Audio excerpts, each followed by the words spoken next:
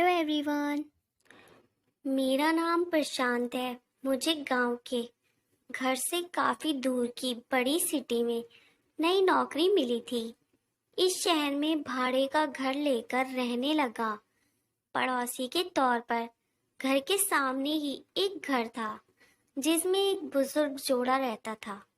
दोनों बिल्कुल अकेले थे, मतलब ना कोई बेटा, ना बेटी, ना नाती, ना पोते, यानी कि उनका कोई नहीं था। मैं एक संयुक्त परिवार का सदस्य था, इसलिए मुझे अक्सर उनके बारे में विचार आते रहते थे। मुझे देखकर बुरा लगता था, इतनी उम्र होने के बाद भी उनकी देखभाल करने वाला कोई भी उनके साथ नहीं है। जब मैं सुबह ऑफिस के लिए निकलता था तो देखता था कि दादी जी अपने कप कपाते हुए हाथों से दादाजी को चाय देती थी। वैसे ही कपकपाते हाथों के में कप लिए दादाजी चाय पीते थे। वहां पर रहते हुए कुछ दिन होने के बाद मुझे पता चला कि यह दोनों मिलजुल के धीरे धीरे घर के सारे काम करते थे। कोई भी उनसे जाकर बात नहीं करता। इतने दिनों में मैंने उनकी आवाज तक नहीं सुनी थी। जब मैं शाम को ऑफिस से घर आता तब दोनों को घर के आंगन में बैठा पाता था और उन दोनों के ही चेहरों पर थकान साफ साफ पड़ जाता था। मेरा मन कई बार करता था कि उनसे जाकर बात करूं, लेकिन फिर किसी वजह से मेरे पाँव वहीं थम जाते थे। मैं जब जब उन्हें देखता था मुझे मेरे दादा दादी की बहुत याद आती और मैं घर पर फोन लगाकर उनसे बात कर लिया करता। एक संडे जब मुझे ऑफिस में छुट्टी थी तो मैंने देखा दादी जी काम कर रही थी, लेकिन उन्हें रोज की अपेक्षा आज काम करने में कुछ ज्यादा ही तकलीफ हो रही थी। मैंने उनके पास जाकर पूछा कि दादी जी, आपकी तबीयत तो ठीक है ना? क्या मैं आपकी कोई मदद कर सकता हूँ? उन्होंने प्रतिक्रिया नहीं दी। मैंने दोबारा उनसे पूछा, बताइए दादी जी, मैं क्या करूँ आपके लिए? उन्होंने फिर भी कोई उत्तर नहीं दिया। मुझे काफी आश्चर्य हुआ।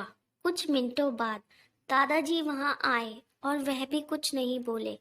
मैंने ही बात को आगे बढ़ाते हुए कहा, मुझे लगता है कि दादी जी की तबीयत खराब है, इसलिए मैं यहाँ आया हूँ। मैं आपकी मदद करना चाहता हूँ। बताइए मैं कैसे आपकी मदद कर सकता हूँ? दादाजी इशारों से मुझसे बात करने लगे।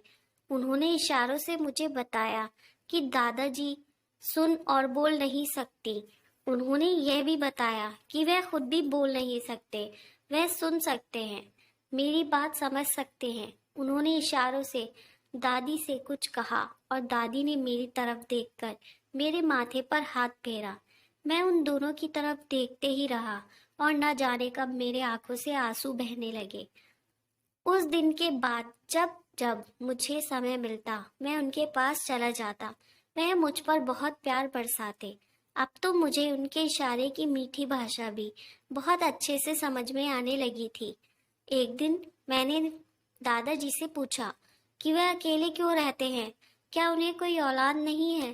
दादाजी ने दादी के इशारे से समझाया कि मैंने उनसे क्या पूछा।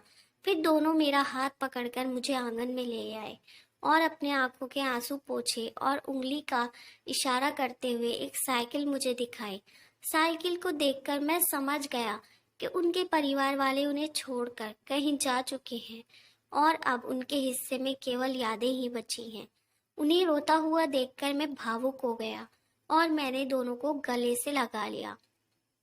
उन्होंने मेरे ऊपर अपने सीने में सालों से बंद प्यार के बादलों से प्यार की इतनी बारिश कर दी कि मैं पूरी तरह उसमें भीग गया। दोस्तों, इस कहानी से कई लोग कनेक्ट कर पाएंगे, क्योंकि यह कहानी सिर्फ कहानी नहीं, यह कई सारे बेचारे बुजुर्ग लोगों की सच्ची कहानी है।